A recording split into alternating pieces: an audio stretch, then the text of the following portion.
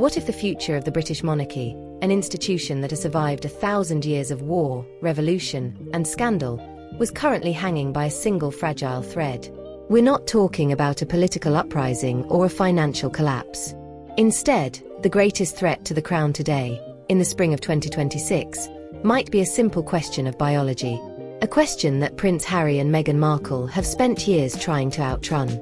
For centuries, the royal line of succession has been built on a foundation of absolute transparency and of the body birthrights.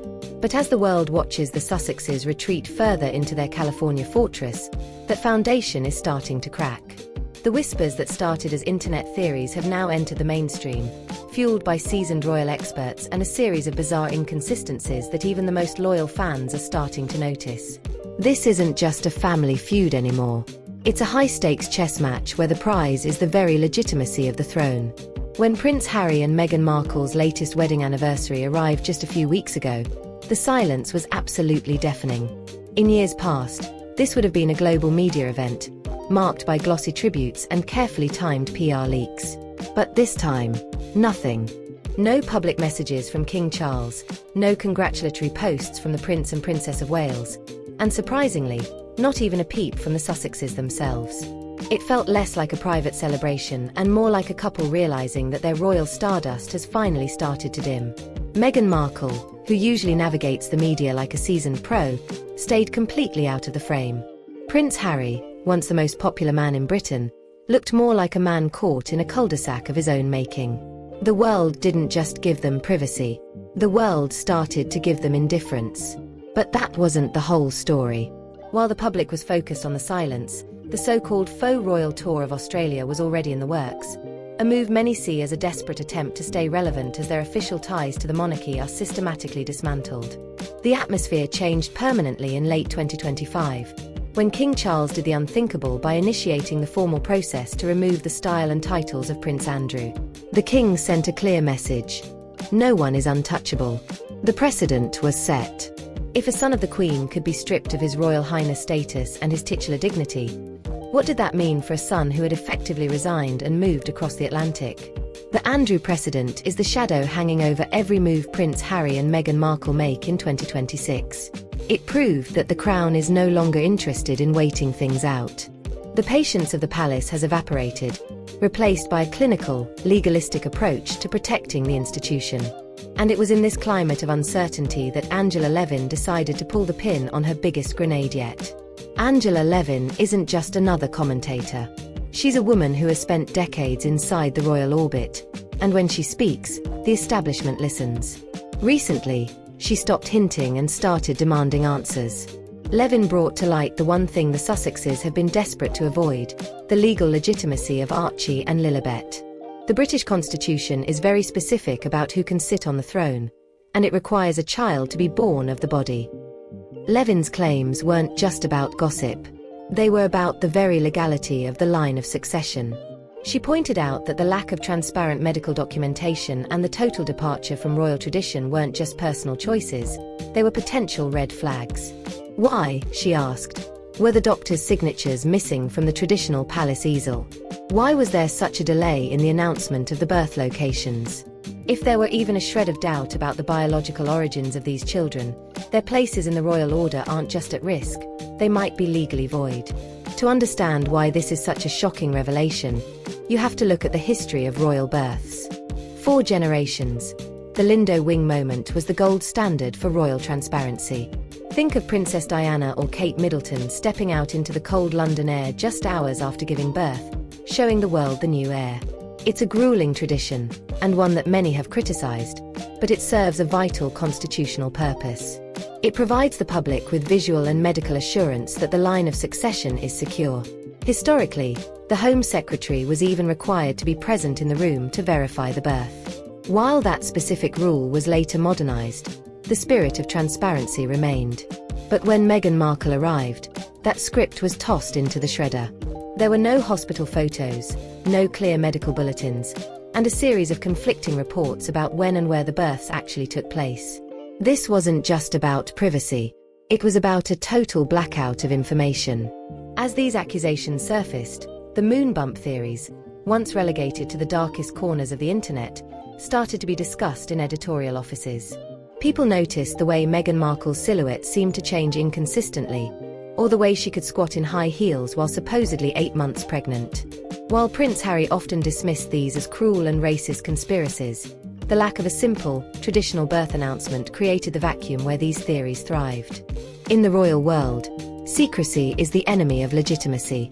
By choosing to do things their way, the Sussexes inadvertently created a mystery that now threatens the very titles their children hold.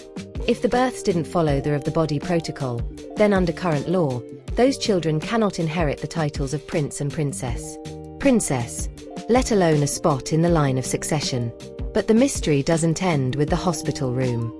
In 2026, the public is asking an even more unsettling question. Where are the children? While Prince William and Kate Middleton's children are seen regularly at national events, growing up in the public eye with a sense of duty, Archie and Lilibet have become the invisible children. Aside from a few grainy, high-contrast photos or carefully edited Netflix clips, the world hasn't truly seen them. This isn't just privacy. It's a total withdrawal from the public sphere that feels unnatural for a family claiming royal status.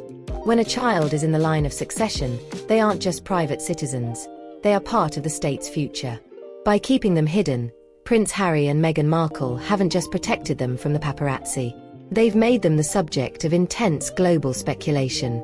The absence of normal childhood milestones in the public record has led even moderate royal watchers to wonder if the Sussexes are hiding something far bigger than a desire for a quiet life.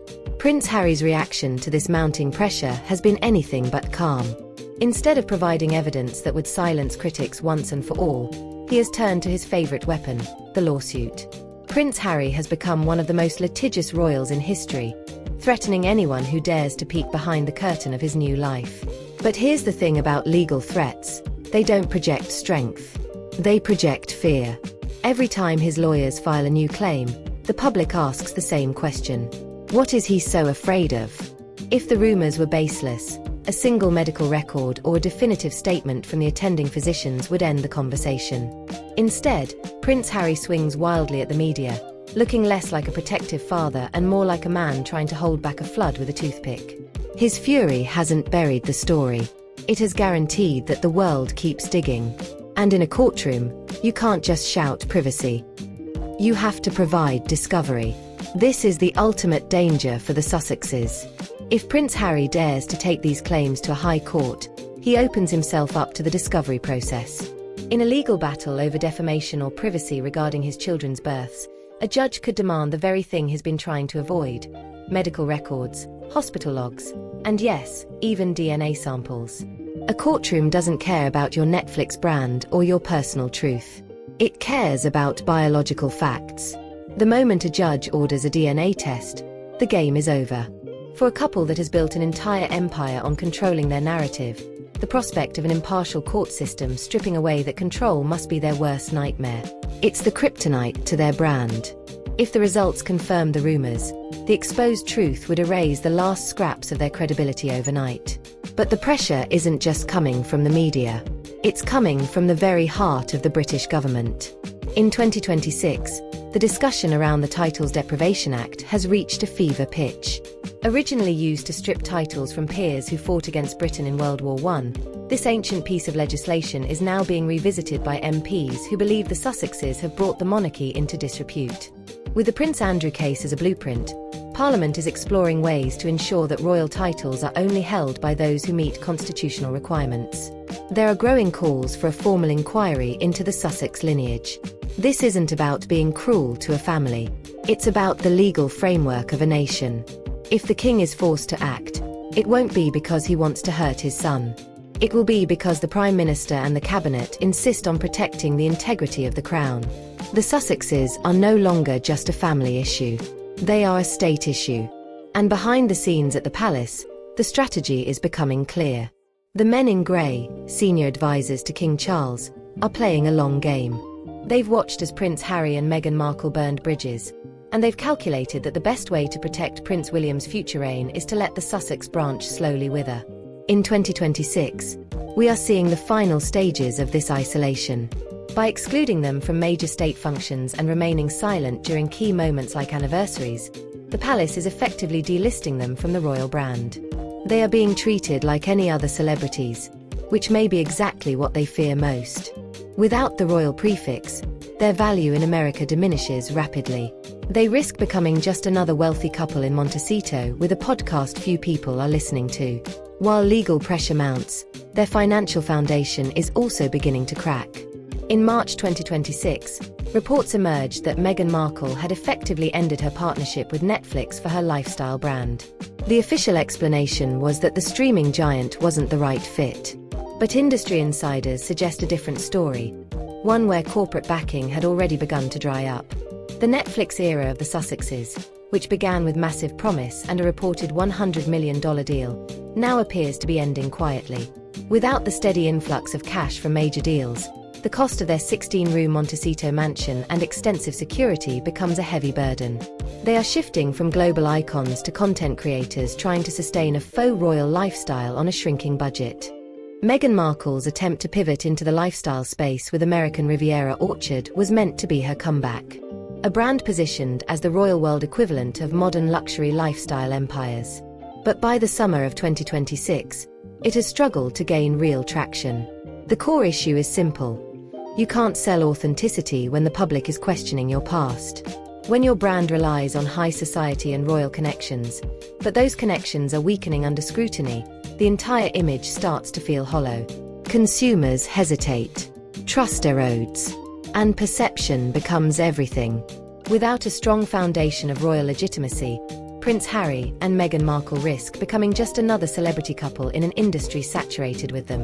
Which brings everything back to the children, Archie and Lilibet.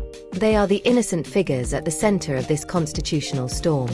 Regardless of how they were brought into the world, they now stand at the heart of a controversy they never chose.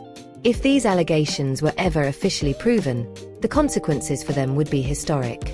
They could become the first royals to lose their titles not because of their own actions, but because of the decisions made by their parents. That is an enormous burden for any child to carry. And it's one that Prince Harry, of all people, should understand. He has spent his life criticizing the institution. Yet his own choices may have placed his children in an even more fragile position than he ever experienced. If they grow up to discover that their identity became part of a narrative that unraveled publicly, the emotional consequences could run deeper than any media headline. As 2026 continues, the space for avoidance is shrinking. One simple test, one undeniable piece of evidence, could settle everything. Prince Harry could walk into a clinic tomorrow, provide clarity, and silence every critic, including Angela Levin, once and for all. The fact that he hasn't done so speaks volumes. In the world of royalty, silence isn't interpreted as dignity, it's interpreted as doubt. And increasingly, the public is no longer willing to ignore that doubt. Now, the ultimate dilemma rests with King Charles. He is both a father and a monarch. As a father, he may want to protect his son. But as a king, he is bound to protect the laws and traditions of his nation. Can he allow uncertainty to remain within the line of succession? Or does duty demand action? His coronation oath requires him to uphold the laws of the land. And if those laws require a child to be born of the body, any uncertainty becomes a constitutional issue, not a personal one. Reports from late 2025 suggested that King Charles had already begun seeking clarification. The response from Montecito was reportedly minimal. That silence may signal that the divide between them is deeper than public disagreements. It may reach into the very foundation of royal legitimacy itself. If Parliament is ever forced to intervene, the consequences could ripple far beyond one family. It could trigger legal battles, public inquiries, and intense scrutiny unlike anything the modern monarchy has faced. A scenario involving DNA tests, medical records, and courtroom examinations could place the entire institution under a microscope. Mystique into the harsh light of a courtroom. This is the nightmare scenario for King Charles, a man who simply wants to reign in peace during his final years. But the Sussexes have made peace impossible. They have turned a private family matter into a constitutional fault line. And now, the whole world is waiting for the ground to shift. One thing is certain, the golden couple of 2020 is now a distant memory. The Montecito royals of 2026 are a couple on the edge, fighting a war they may have already lost. The longer the Sussexes avoid transparency, the more whispers of illegitimacy harden into public belief. This isn't just about two children. It's about whether the monarchy itself can survive when heirs are questioned at every turn. And that shadow doesn't just follow Meghan Markle and Prince Harry. It follows the throne. Every time they step out for a so-called faux royal photo op in Australia or Canada, they aren't building a brand, they're digging a deeper hole.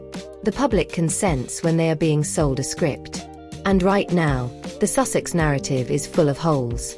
From the so-called moon bump inconsistencies to the missing medical signatures, the accusations of a cover-up are becoming too widespread for the mainstream to ignore.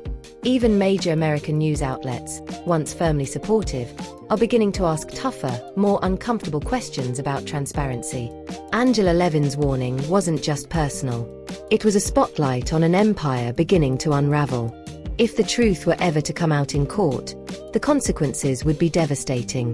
They wouldn't just lose face, they could lose everything. Contracts could vanish. Titles could disappear. And Prince Harry could find himself a commoner in a country that has little interest in a man without a defining role. Meghan Markle, who once pursued wealth and global recognition, could risk losing both if the of the body requirement is ever legally challenged. It's the ultimate irony. In their pursuit of freedom, they may have lost the very thing that made them valuable to the world. Their brand was royal, but their behavior has been celebrity. And in the hierarchy of global influence, one is enduring, while the other is fleeting. The psychological toll on Prince Harry is also becoming increasingly visible. In his 2026 appearances, the once cheeky prince is gone. In his place stands a man who appears constantly under pressure, cornered by circumstances of his own making. He blames the media for the breakdown of his relationships, but he fails to recognize that his own actions played a central role. By tying his children's legitimacy to his ongoing conflict with the press, he has made them collateral damage in a deeply personal battle. He wanted to protect his family. Instead, he has placed them at the center of what could become one of the most shocking constitutional crises of the 21st century. And when this storm finally settles, one truth will remain. The future of Archie and Lilibet is no longer just a private family matter. It is a constitutional fault line waiting to rupture.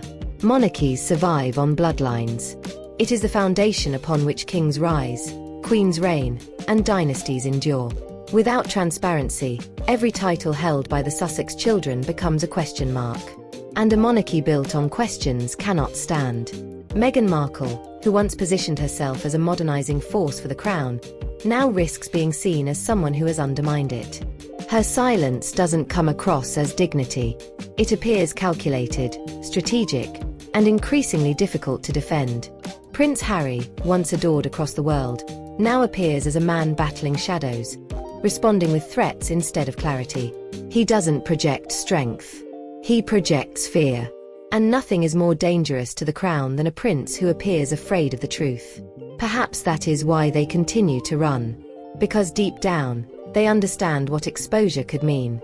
If the truth were ever fully revealed, it could erase the last remaining fragments of their credibility. Once that seal is broken, there is no return. The royal dream could be exposed as nothing more than a carefully constructed illusion. And the Prince of Hearts could be remembered not for his legacy, but for walking away from it. The empire of excuses has reached its limits. There is nowhere left to hide. And if you think this scandal is shocking, you've only seen part of the picture. On Star Spotlight, we've already broken down how King Charles' move against Prince Andrew may have been a strategic test run, one that could shape how the palace handles the Sussex children's titles. That piece reveals just how deep this situation runs, and why the Andrew precedent may be the real endgame for Prince Harry and Meghan Markle. Watch it next, because what appears to be a fresh start in Australia may actually be the beginning of the end. The crown is moving. The lawyers are preparing. And the truth may be closer than anyone expects.